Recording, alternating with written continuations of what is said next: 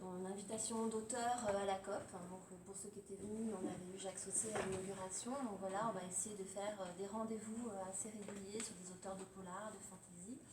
Et le but de cette interview ce soir, c'est vraiment de faire connaissance pour vous avec un auteur, mais surtout sentez-vous libre d'intervenir, de poser des questions, voilà, de participer, hein, c'est un échange.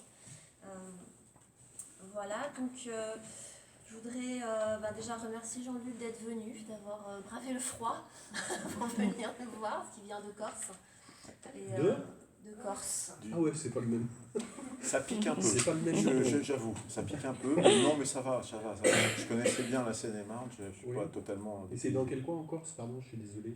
C'est à côté de Porto Vecchio, en plein sud. D'accord. Ouais. Okay. Ce pays étrange où on vit en t-shirt toute l'année. Ça dépend. Non, l'an dernier on a eu de la neige en été d'ailleurs, c'était stupéfiant. Et du coup, si Jean-Luc est là ce soir, c'est parce qu'il participe ce week-end au salon du polar de Nemours, dont Florence derrière est l'instigatrice et l'organisatrice. Donc ça nous a permis, comme on travaille ensemble, ça nous permet de faire des partages d'auteurs, ce qui permet. Voilà, donc en avant-première ce soir, en exclusivité, Jean-Luc à la COP pour une interview. Donc voilà. Alors en fait, le public ici ne connaît pas forcément, je sais que certains ont lu tes livres, d'autres non, ils vont te découvrir. Et pour te présenter dans les grandes lignes, et avant évidemment de te laisser te présenter toi-même, je dirais que la première chose qui ressort de ta carrière d'auteur, en fait, et tout autant que ta personnalité, c'est la diversité. Voilà, tu as commencé par écrire des livres de jeux de rôle. Ensuite, tu es passé au roman et album jeunesse, avec un petit peu de BD au passage. Puis tu as évolué vers la fantasy, la SF pour adultes. Et ensuite, tu t'es essayé avec succès au polar, au thriller. Donc voilà, tous ces genres que tu mélanges, et avec un petit peu au passage aussi la littérature blanche. Voilà, donc première question, qu'est-ce qui t'a amené à ce parcours atypique dans la littérature française? Et si tu peux nous parler un petit peu de ton parcours. Alors le parcours, pour faire court, je suis né au Cambodge, avec des origines vietnamiennes du côté de maman. Donc c'était déjà compliqué, parce que c'est des ennemis héréditaires, cambodgiens et vietnamiens. Et puis après, on est parti en 70, j'avais 7 ans, on est allé vivre aux Comores. Et puis après, j'ai subi une déportation en Normandie. Voilà. L'avantage, le merveilleux avantage, c'est que j'étais toujours à la fois très différent, et puis en même temps, je me sentais complètement à mon aise. Voilà, j'ai grandi au Cambodge, j'ai fait un petit passage en Bretagne à un moment donné, très court, avant de partir aux Comores. J'étais persuadé que j'étais cambodgien, quoi. Et puis j'ai découvert que j'étais français, puis après je me retrouve aux Comores, et j'étais français aussi. Mais je pense que le fait d'être toujours un peu en marge, un peu différent, et puis toujours minoritaire, ça amène à un regard différent. Et puis surtout, ça a été une bénédiction parce que j'avais un papa, j'ai toujours un papa merveilleux, qui nous apportait, à l'époque c'était le jeudi, Spirou Tintin Pilote. J'ai grandi avec des BD, et puis vous savez, on n'avait pas cette malédiction qu'on appelle la PS4. Il n'y avait pas de jeux vidéo, il n'y avait pas de télé, donc on avait, avec mon frère, les livres, la BD, les romans, et puis le cinéma. Et on a été baignés, nourris d'images et de gens qui nous racontaient des histoires. Alors on a grandi un tout petit peu plus vite que la musique, parce que du coup on allait très souvent au cinéma, et on n'allait pas forcément voir des films qui nous étaient réservés. Je me rappelle à 9 ans avoir vu La Horde sauvage de Sam Peckinpah. Des choses comme ça, ouais, c'est viril. Hein. Et en même temps, j'ai un papa toujours atypique et toujours merveilleux qui nous a expliqué dès le début que tout ça c'était des trucages. Et en fait, on devait être les 2 seuls gamins dans la salle de cinéma à être fascinés par, chaque fois qu'il y avait une image de violence, à ne pas voir la violence, mais à se dire tiens, comment est-ce qu'ils ont réussi à faire ce trucage-là? C'est génial, regarde. Et donc, de façon totalement intuitive, mon frère est aujourd'hui illustrateur. Moi, je voulais être dessinateur de BD, et puis en fait, j'étais pas assez doué et beaucoup trop feignant pour ça. En revanche, on a toujours éprouvé le besoin de raconter des histoires, et de manière, comme des éponges, de manière très intuitive, on a essayé de comprendre comment les autres faisaient. Vous savez, on a un drame franco-français, On est un pays extrêmement littéraire. On a des grands auteurs qu'on vénère, et on est le seul pays, je crois le dernier pays du monde, à avoir des écoles de langue qui nous apprennent à lire et pas à écrire. On nous apprend à lire et à analyser les autres, mais on ne nous apprend pas à faire ça. Dans tous les autres pays, en particulier les anglo-saxons, vous avez ces ateliers d'écriture. Alors on en a des ateliers d'écriture amateurs où on encourage les gens à écrire, mais sans vraiment leur apprendre les techniques de base. On va l'apprendre à un musicien, mais on ne va pas l'apprendre à un écrivain. Le dessinateur de BD, il a des écoles de dessin, mais pas des écoles de BD. Maintenant, ça commence tout doucement à apparaître, et enfin on partage les techniques. Et donc c'est de manière totalement intuitive que je pense que le fait d'avoir grandi avec ces images, le besoin de se raconter toutes ces histoires, et d'en être nourri, j'ai toujours éprouvé le besoin de faire ça, de raconter des histoires et d'y aller. Et puis après, c'est vraiment une question de chance. Je le racontais tout à l'heure avec les collégiens qui sont venus nous voir. C'est des rencontres, c'est des petits miracles comme ça. J'étais, pour tout vous dire, je suis toujours un grand fan de Serge Brussolo, qui est un auteur immense, qui a écrit, je ne sais plus, 250 ou 300 romans. J'ai eu la chance de le rencontrer au Salon du Livre de Paris. J'avais juste fait un album jeunesse. On a parlé, on a sympathisé. Et jamais je n'aurais osé proposer un roman. Déjà, je trouvais très, très bien de faire des albums. Et c'est lui qui m'y a encouragé, et puis de fil en aiguille, comme ça, on apprend sur le tas. Et puis, quand les rencontres sont bonnes, quand c'est le moment juste, on peut franchir une première étape et puis après construire.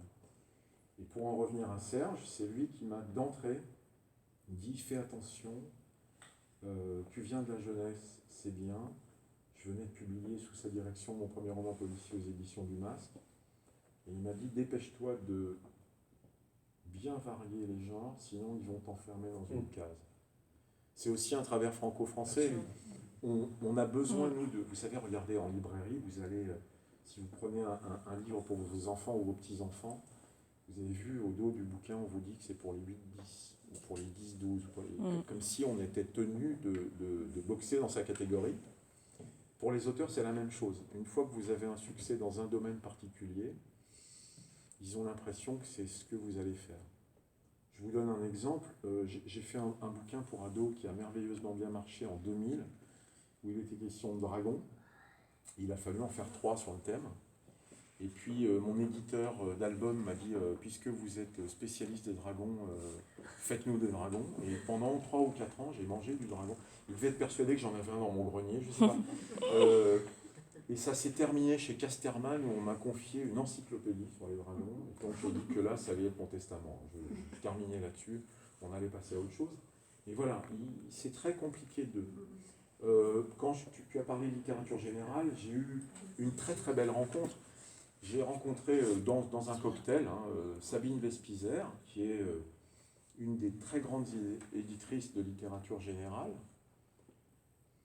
On sympathise, on papote, quoi. Bon, vous écrivez, oui, et vous éditez, très bien. Et donc elle me dit, envoyez-moi un bouquin. Et je lui envoie des livres que j'avais publiés au Masque, donc un polar. Alors ça fait mal à l'ego, mais c'est très très bien. Elle me dit, elle me rappelle, on était passé au tutoiement, elle me dit, j'ai lu ton bouquin, bon c'est pas du tout ma tasse de thé, mais il y a quelques pages, il y avait 600 pages dans le bouquin, il y a quelques pages là-dedans qui me laissent entendre que si tu voulais t'en donner la peine, tu ferais un bon livre. Dit comme ça, c'est brutal, et en fait elle avait raison, c'est-à-dire que elle me donne la chance de changer totalement de catégorie, et donc de changer de regard. Jusqu'à présent, je racontais des histoires policières avec des intrigues un peu tortueuses, il faut surprendre son lecteur et tout, et là, il suffit juste de raconter la vie. C'est plus du tout la même approche. Je lui envoie mon bouquin, et elle me fait un deuxième cadeau, elle m'accorde quasiment une journée dans son bureau, face à face, avec tout le manuscrit imprimé à annoter. Et elle m'explique. Et elle me met le nez sur mes tics d'auteur polar, sur toutes ces techniques qu'il fallait que j'oublie. Et elle me donne un conseil merveilleux que j'applique depuis, même en polar, et ça marche très bien en polar. Elle me dit, tu ne fais pas assez confiance à ton lecteur. C'est-à-dire que lorsqu'on vous abandonne un texte et plus le nôtre, c'est le vôtre. Et vous allez projeter dessus ce que vous voulez. Si je vous tiens trop par la main, si je vous explique trop et si je vous amène trop dans les détails, je vous dépossède de ce plaisir-là. Et on s'est rendu compte d'une chose, surtout en polar, ça ne sert à rien de faire dans le complaisant ou dans le descriptif, je ne vous ferai jamais aussi peur que ce que vous pourrez vous faire tout seul, en projetant. Je vous donne un exemple. Sur un des thrillers que j'ai fait, il y a une scène très dure. Hein. C'est dans le berceau des ténèbres. Il y a une scène très dure où l'un des personnages principaux descend en sous-sol à New York et tombe sur une salle en béton où il y a un pauvre type accroché à une chaise qui visiblement a été passé à la question, mais je raconte rien d'autre. Je dis qu'il y a du sang sur ses vêtements, il y a du sang par terre, et en revanche le gars se détourne de la victime, et je décris par contre les outils qu'il y a sur une table. Et je ne dis rien. Et il y a une dame dans un salon, quelques semaines après, qui me dit « Je ne comprends pas, monsieur Bizien, j'adorais vos bouquins, mais là, vous avez fait 30 pages sur une scène de torture abominable. » Non, pardon, madame. En fait, je reprends le bouquin et je lui lis la demi-page qui est consacrée à cette scène. Et la dame s'était fait un tel cinéma qu'elle était persuadée que je lui avais décrit par le menu 30 pages d'horreur. Quand elle a compris que c'est elle-même qui s'était fait tout le cinéma, je me suis dit que le conseil de Vespizer en littérature blanche était applicable partout. C'était pas mal. Et du coup, comment tu passes d'un genre à un autre? Parce que tu racontais que tu as plusieurs livres en même temps, tu travailles sur plusieurs manuscrits en même temps. Comment tu fais le grand écart entre un livre pour jeunesse et un livre comme La série des ténèbres dans la même journée où tu passes du gore Non, ça va peut-être te paraître bizarre, mais pour moi c'est exactement le même boulot. C'est juste que un sujet s'impose à moi et le traitement en découle. Voilà.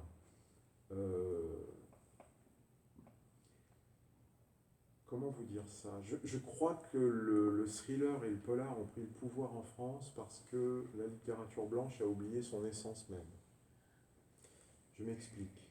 Jusqu'à présent, moi j'ai grandi avec les grands auteurs, les classiques, la littérature générale, dite blanche.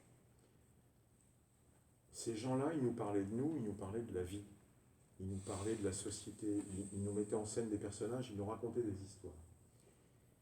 Et jusque-là, c'était formidable. On rentrait, on découvrait les personnages, et puis on se disait, tiens, ça pourrait m'arriver, ou ça a pu arriver à des proches, ou voilà. Ils nous parlaient de l'existence. Et puis, il y a eu un petit miracle, un drame pour la littérature blanche. Il y a une vingtaine d'années, ils ont inventé l'autofiction. Génial. Il y a des auteurs qui se sont mis à nous parler de leur nombril et tout ce qui gravitait 30 cm autour, et ils ont oublié l'essence même du truc. Ils nous parlaient d'eux, ils nous parlaient plus de nous. Et ils ont oublié de nous parler de nous raconter des histoires et de nous parler du monde. Et ce genre qui était un peu méprisé, ce sous-genre qui était le polar, en règle générale, le roman noir, le thriller, qui était considéré comme des auteurs un peu gentils, mais pas des écrivains en tout cas, s'est dit, c'est maintenant qu'il faut y aller. Et du coup, les auteurs de noir, qui parlaient déjà de la société, sont mis à vraiment nous parler de la vie. Et moi, en tant qu'auteur de thriller, ce qui me passionne, c'est toutes les aberrations de nos mondes contemporains. Donc j'ai un sujet qui s'impose, et puis après, j'ai envie d'en parler aux ados, je vais faire les veilleurs, j'ai envie d'en parler aux adultes, je vais plutôt aller sur les thrillers pour adultes. Je fais la même chose, je parle de choses qui m'interpellent, et j'essaie de les partager avec le lecteur. Ce que j'expliquais aux collégiens qui sont venus, c'est que si vous avez passé un bon moment, j'ai fait mon job minimum. Si en refermant le livre, je vous ai donné envie de vous interroger sur le sujet et de creuser la question, là j'ai fait vraiment mon métier. C'est ça le truc. C'est pas faire du didactique parce que je vous entraînerai sur des terrains qui peuvent ne pas vous passionner, c'est sous couvert d'une histoire la plus rythmée possible, la plus entraînante possible. Mon job, c'est de vous faire oublier que vous fournissez un effort terrible, parce que la lecture, c'est un effort. Si après, j'ai amené le lecteur à s'interroger, même s'il est, et surtout s'il n'est pas d'accord avec moi, tant mieux, au moins que je l'ai emmené vers un sujet qui moi, m'interpelle. C'est ça. Donc, voilà, je passe d'un genre à l'autre. Regarde, quand j'ai fait ces histoires, encore avec des dragons, pardon, mais qui se passent au Japon médiéval, Si je dis à des ados qui vont découvrir la série que Celui-là, d'abord. je leur parle d'amour, de transmission et de ce passage entre l'adolescence et l'âge adulte avec tout ce que ça entraîne de renoncement, de choix, de choses comme ça, ils partent en courant les gosses. Si en revanche je leur dis c'est une histoire de vengeance avec des samouraïs et des dragons, j'ai une petite chance de retenir leur attention, monsieur. C'est le but de la manœuvre. Après, il y a ceux qui me disent ah c'était super, il y a eu plein de trucs qui se sont passés, et puis de temps en temps, j'en ai un ou une qui viennent me voir en salon et qui me font ah ouais, ça m'a intéressé parce que j'ai vu les rapports entre le frère, la sœur. Et là, je me dis que voilà, mon boulot sert à quelque chose, et que écrire un bouquin n'est pas toujours vain. C'est ça le truc. Ça ne l'est jamais, mais parfois, j'ai cette toute petite déception si... Pourquoi on va dans les salons du livre? Pas pour vendre des bouquins, les libraires s'en occupent très très bien pour nous, c'est génial. On va dans les salons du livre parce que moi je fais partie de ces grands angoissés. Si un éditeur m'apprend que j'ai vendu, je vous dis n'importe quoi, mais 10 000, 100 000 bouquins, rien ne m'autorise à penser qu'il n'y a pas 9 999 ou 99 999 personnes qui sont déçues par le bouquin. Le seul véritable retour, c'est pas le chiffre de vente, c'est ce petit rapport qu'on a dans ces rencontres-là ou dans les salons du livre, où le lecteur vient vous dire ce qu'il pense. Il prend plus ou moins les pincettes. Il est plus ou moins content, mais au moins j'ai ce véritable retour. Sinon, il n'y a pas moins sexy que la vie d'un auteur. Hein. On est enfermé dans un bureau devant un ordinateur, et puis voilà. Philippe Jean a une définition merveilleuse de l'écrivain. Il dit ça consiste à choisir un mot plutôt qu'un autre. C'est très réducteur, mais c'est pas loin de la vérité. Et après, on espère que cette construction qu'on a eue dans notre coin, on va la partager avec un maximum de monde et que ça va générer des sentiments, ça va générer une réflexion et que du coup, il y aura possibilité d'échange. Justement, par rapport à ça, est-ce que tu as des thèmes de prédilection? Tu disais par exemple dans la série des dragons, dragon noir, hein, c'est ça, et rouge, que voilà, sous prétexte de dragon, tu amènes sur d'autres sujets. Sur ton dernier livre, Les Veilleurs, qui met en scène un Paris, voilà, qui est, je te laisserai peut-être le présenter mieux que moi, mais où un virus a transformé les habitants en monstres, vampires, ghouls et loups-garous. Il y a un message derrière, justement, tu te sers de la fantaisie pour un message beaucoup plus actuel et beaucoup plus... Oui, encore une fois, je ne savais pas comment le traiter.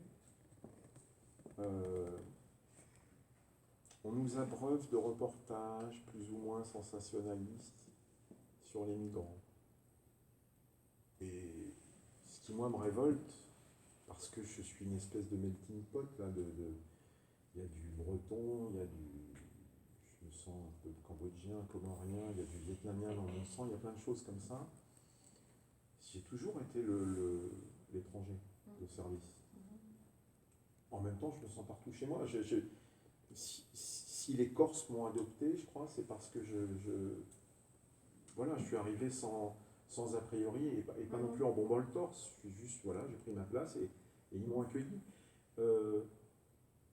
Ce qui me bouleverse, c'est qu'on oublie que 90-95% de ces gens qui viennent frapper à notre porte, ils n'ont pas l'intention de venir vivre ici. Ils demandent juste qu'on les abrite. Vous avez des gens qui ont des boulots là-bas, qui ont une vie là-bas, qui n'ont aucune envie, c'est de pouvoir y retourner. Ils demandent juste qu'on leur laisse le temps, tu vois, Après, il y a toute cette réflexion sur la différence, sur l'acceptation de l'autre. Mais si tu dis ça à un public ce qu'on appelle le young adulte, c'est une espèce de catégorie bâtarde. Ils savent pas trop, les éditeurs savent pas trop ce qu'ils mettent derrière. On va dire que c'est les grands ados et puis les jeunes adultes. C'est surtout des bouquins qui peuvent être lus et par les ados et par leurs parents ou leurs grands-parents, et donc qui permettent d'échanger sur un sujet donné. Si je parle de migrants et de choses comme ça assez dures, et de différence et de tolérance et d'acceptation, je suis certain de les perdre, des ados. Pareil, ils fuient. En revanche, si je leur dis qu'il y a un virus qui transforme les gens et que du coup il y a des catégories qui se regardent et qui s'acceptent ou qui se font la guerre, j'ai une petite chance de les amener aussi et sous couvert d'une histoire avec de multiples rebondissements, d'aller vers un sujet qui, moi, m'est cher et que j'espère, encore une fois, pouvoir partager en espérant que ça va en priant pour que ça les intéresse et que ça les interpelle à leur tour.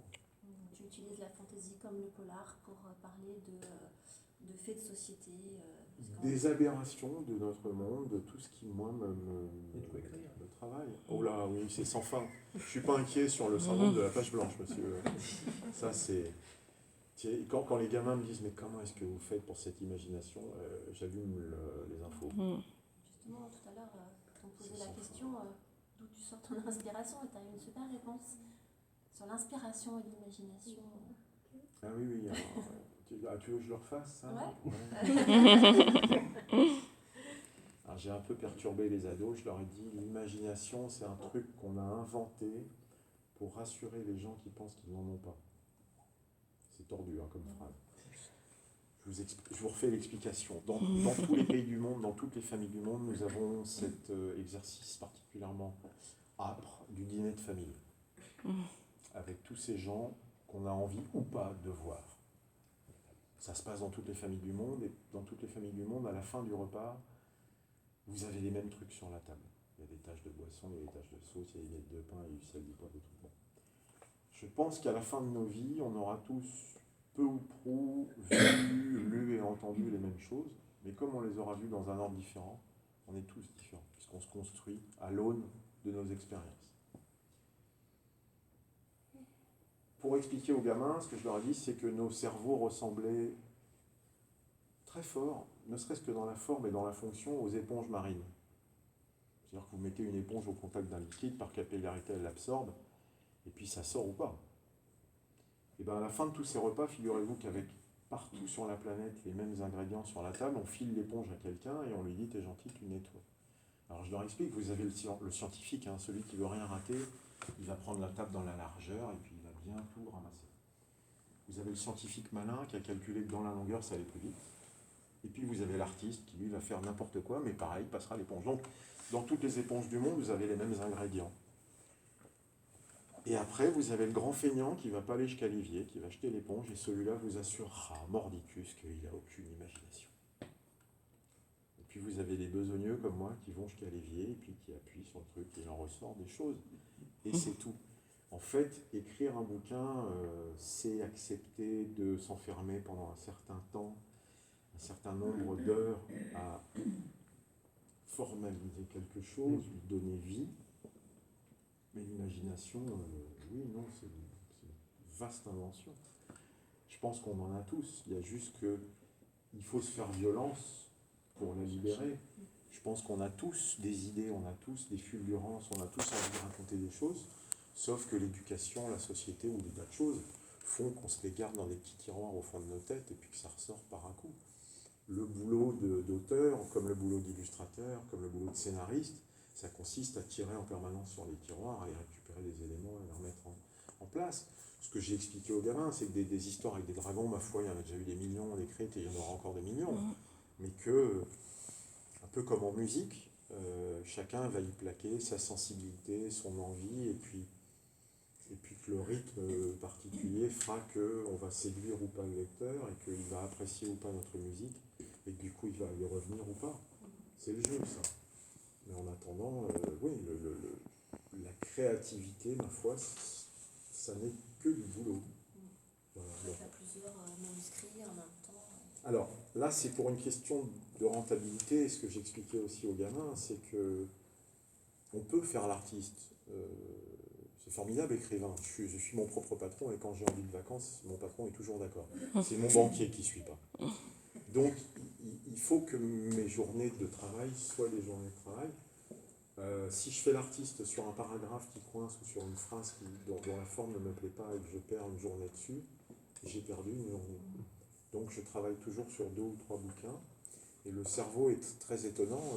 Quand j'ai sur ce bouquin-là, par exemple, il y avait un moment donné où je ne savais plus où j'allais. Quelque chose me perturbait, je ne savais pas quoi. Je suis passé sur un autre livre. Et 2 jours ont suffi. Le cerveau travaille en tâche de fond. Quand j'ai rouvert ce document pour me dire, bon allez, qu'est-ce que je fais? tout s'est imposé. Enfin, c'était de nouveau limpide et je pouvais continuer. Donc oui, mon travail, vous aurez constaté que j'étais bavard, il suffit d'une question, je parle 3/4 d'heure, mais mon travail consiste à justement exploiter ce besoin que j'ai de raconter des trucs. Il se trouve que ma foi, il y a des gens qui me payent pour le faire et d'autres qui me font l'honneur de me lire. Donc ça va, je serais malvenu de me plaindre. C'est plutôt pas mal. Ça reste un boulot, hein, mais un vrai métier. J'ai dû expliquer ça à ma compagne, c'était très compliqué. Ouais. Qui pensait qu'on était touché par la grâce et qu'on écrivait des bouquins sur 1/4 d'heure sur un coin de table, en expliquant que non, il n'y avait pas moins sexy qu'un auteur. Philippe Jean, encore lui, a une phrase merveilleuse, c'est « Va t'en faire comprendre à ton voisin que quand tu déambules dans ton jardin une bière à la main, tu es en train de bosser. » Et c'est ça, en fait. toujours en train de penser à des trucs. Ma maman au départ, était très inquiète parce que elle croyait que j'avais des absences à table, mais c'est parce qu'une phrase où on rebondissait sur une idée ou un truc entendu me rappelait un bouquin sur lequel j'étais en train de travailler, donc je partais 1/4 d'heure. Et puis j'étais en train de noter mentalement, griffonnant, et je disais que j'avais des vrais problèmes. C'est pas mieux, J'étais soigné. Ouais. Avant j'étais plusieurs, maintenant nous en avons. Et d'ailleurs c'est ton premier young adulte du coup. Ouais. Est-ce qu'il y a un genre que tu n'as pas exploré, que tu aimerais explorer? Est-ce que je crois que tu as tout fait? Ou peut-être l'album pour adultes, l'album illustré, la BD? J'ai pas fait de vraie BD. J'ai Ouais. fait. Et ça. Alors c'est sur les rails, mais c'est sur les rails depuis 10 ans. En fait, le diptyque, là, Vent rouge et Dragon noir, c'est un projet que j'ai avec mon frère depuis 15 ans de ça. Il avait commencé à faire des planches, et puis il a arrêté, et puis on n'a jamais trouvé, parce qu'il faut un an pour faire une BD, on n'a jamais trouvé, lui et moi, le moyen de s'accorder sur un an. Et ça faisait presque 12-13 ans que ça traînait déjà, donc j'ai convenu avec lui que j'allais tout mettre en forme et signer tout seul le roman, mais on l'a scénarisé ensemble. D'accord. Et qu'en revanche, j'allais finir le scénar de BD complet, qu'il signerait tout seul, qui prendrait son temps et qu'il le ferait. Et du coup, on allait chacun s'approprier notre médium de prédilection et qu'on allait en livrer chacun une formule. Ouais, mais je ne sais pas quand ça sort, parce que... Et donc, les éditeurs étaient très, très embêtés, parce que quand j'ai signé mon contrat, tu sais, normalement, on leur abandonne tous les... Et il est marqué clairement dans le contrat, à l'exception de la bande dessinée dont l'auteur se réserve les droits exclusifs, qui me permet de le refiler à mon frère sans aucun problème. Et donc, il fera sa version, et je ne te cache pas que je l'attends avec impatience, que je ne veux pas lui mettre la pression, parce que ce qu'il va faire va être magnifique et que j'aurai l'impression qu'il raconte une autre histoire. Bon, c'est formidable. Parce que tu avais déjà travaillé avec ton frère, je crois, sur cette on a série, fait là, ça. Just in Case. On a fait ça ensemble et puis on a fait 3 ou 4 albums chez Green. Il a fait un boulot magnifique à chaque fois. C'est du roman un peu illustré. Alors je suis très admiratif de mon frère parce que je voulais être dessinateur de BD avant de me rendre compte qu'il avait plus de talent que moi. Donc au départ j'étais effectivement vexé à mort. Puis finalement je suis ravi que ce soit lui qui s'en occupe parce qu'il le fait tellement mieux que moi que... Et passer au niveau du scénario, parce que comme Nico Taclian, Olivier Norek, qui font du polar et qui scénarisent également, est-ce que c'est quelque chose qui te tente? C'est une nouvelle... J'en ai fait il y a quelques années. J'en ai fait il y a quelques années, j'avais un agent formidable, une femme merveilleuse qui m'a fait faire plusieurs boulots. Le problème du cinéma ou de la télé, c'est que j'ai un rapport pathologique au timbre et entre l'idée de base et le scénario abouti, validé, il peut se passer 3, 4, 5 ans parfois. On n'est jamais sûr que ça va arriver, on n'est jamais sûr que ça va être tourné. J'ai rencontré des producteurs qui étaient formidables, ils trouvaient ça merveilleux. On allait commencer avant-hier, enfin tu vois, il fallait bosser dans l'urgence, et puis 6 mois après il se passe rien, et puis 2 ans après il se passe rien, et puis au bout de 3 ans on t'explique que le marché a changé et que non, on va faire autre chose. Alors, qu'on s'entende, mon banquier était ravi, on gagne très très bien sa vie dans ce métier, et pour le coup là j'avais l'impression que c'était totalement vain, c'est-à-dire que inventer des histoires qui resteraient dans des tiroirs de quelqu'un qu'ils avaient certes payé grassement, mais finalement pour une personne, j'étais très malheureux. Alors je ne dis pas que ça ne me reprendra pas, je ne dis pas que j'ai pas envie de le faire, mais il faudrait vraiment trouver... on a un copain au sein de la Ligue de l'Imaginaire qui est et scénariste et réalisateur, Sébastien Drouin, qui est un génie absolu.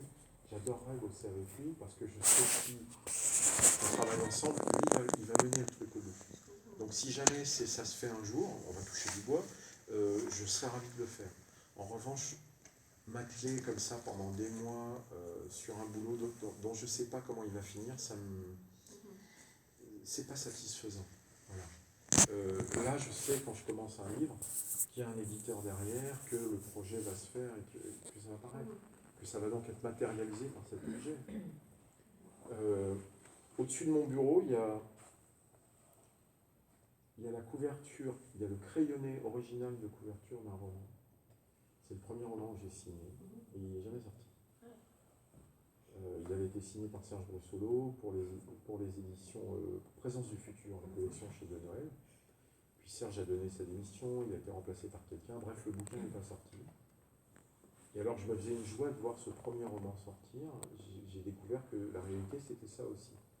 Et comme on m'avait payé des avaloirs, j'ai pris une partie des avaloirs, je suis allé voir l'illustratrice, Florence Magnin, et je lui ai dit si tu veux bien accepter de me la vendre. Et donc la couve elle est au-dessus de mon bureau, et ça me rappelle qu'un livre, ça n'existe que quand c'est là, sous cette forme-là, et pas encore dans l'ordinateur ou dans les tuyaux de la maison d'édition.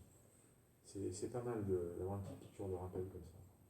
Justement, tu parlais de la Ligue de l'Imaginaire, donc tout le monde n'est pas familier avec cette bestiole. Est-ce que tu peux nous en parler et nous expliquer quel était le challenge au départ et pourquoi il faut défendre cette littérature de l'imaginaire? Alors, ouais, la Ligue de l'Imaginaire, ça a été créé au départ par 4 ou 5 zozos dont vous avez forcément entendu parler. Il y avait entre autres Bernard Werber, Maxime Chatham et des gens comme ça. Premier constat, la France a une particularité, il y a beaucoup plus de salons du livre que de week-end. Et donc on est demandé parfois à plusieurs endroits différents. Comme on n'a pas le don d'ubiquité, on y travaille mais c'est compliqué, on se croise fortuitement dans des salons et puis on a forcément des affinités, il y a des amitiés qui se créent. Et les 4 ou 5 premiers, dont Henri Lovenbruck, qui sera donc l'invité d'honneur là, au Salon de Nemours, partent du constat que, ils ne se voient pas assez, qu'ils aimeraient bien trouver le moyen de se regrouper, et puis, comme on a des existences solitaires, c'est un peu monacal, je ne vais pas vous faire pleurer, mais c'est vrai qu'on est enfermé dans nos bureaux à bosser. De temps en temps, ils nous sortent du bocal, donc c'est bien. Tant qu'à faire, si on peut en plus retrouver des copains, c'est mieux.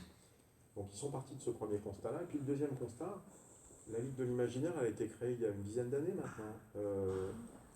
C'est que ces sous-genres-là de l'imaginaire, en France,